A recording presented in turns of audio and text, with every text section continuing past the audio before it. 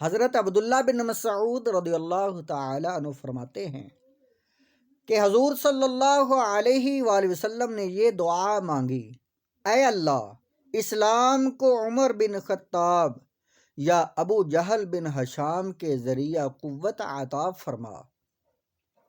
چنانچہ اللہ تعالیٰ نے آپ کی دعا حضرت عمر بن خطاب کے حق میں قبول فرما لی، اور اللہ تعالیٰ نے ان کو اسلام کی بنیادوں کے مضبوط ہونے کا اور بت پرستی کی عمارت کے گر جانے کا ذریعہ بنایا۔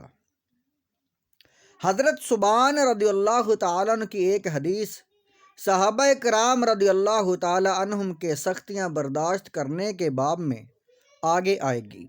اس میں حضرت عمر کی بہن فاطمہ اور ان کے خاوند سعید بن زید کے تکلیف برداشت کرنے کا ذکر ہے، اور پھر اس میں حدیث میں یہ مضمون ہے کہ حضرت حضور صلی اللہ علیہ وآلہ وسلم نے حضرت عمر رضی اللہ تعالی عنہ کے دونوں بازوؤں کو پکڑ کر جھنجھوڑا اور فرمایا: تمہارا کیا ارادہ ہے اور تم کیوں آئے ہو؟ حضرت عمر نے کہا کہ آپ جس چیز کی دعوت دے رہے ہیں وہ میرے سامنے پیش فرمائیں۔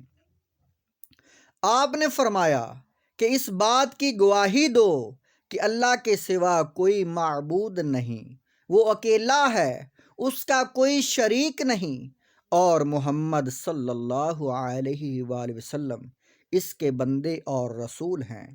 حضرت عمر یہ سنتے ہی اسی جگہ اسلام لے آئے، اور حضرت عمر نے عرض کیا: آپ اس گھر کو چھوڑیں اور مسجد حرام تشریف لے چلیں، وہاں جا کر کافروں کے سامنے کھلم کھلا اللہ کی عبادت کریں۔ حضرت اسلم کہتے ہیں کہ ہم سے حضرت عمر رضی اللہ تعالی عنہ نے فرمایا: کیا تم لوگ چاہتے ہو کہ میں اپنے ابتدائے اسلام کا قصہ بیان کروں؟ ہم نے کہا: جی ضرور۔ آپ نے فرمایا: میں حضور صلی اللہ علیہ وآلہ وسلم کے بڑے دشمنوں میں سے تھا۔ صفا پہاڑی کے قریب ایک مکان میں حضور صلی اللہ علیہ وآلہ وسلم تشریف فرما تھے۔ میں آپ کی خدمت میں حاضر ہوا اور آپ کے سامنے بیٹھ گیا۔ آپ نے میرا گریبان پکڑ کر فرمایا: اے خطاب کے بیٹے، مسلمان ہو جاؤ، اور ساتھ ہی یہ دعا کی کہ اے اللہ اسے ہدایت عطا فرما۔ میں نے فوراً کہا: اشہد ان لا الہ الا اللہ و اشہد انک رسول اللہ۔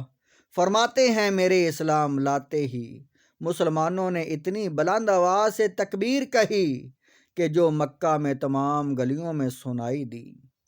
حضور صلی اللہ علیہ وآلہ وسلم کا حضرت عثمان بن عفان کو دعوت دینا، یہ آپ آگے والی ویڈیو میں ملاحظہ فرمائیں گے۔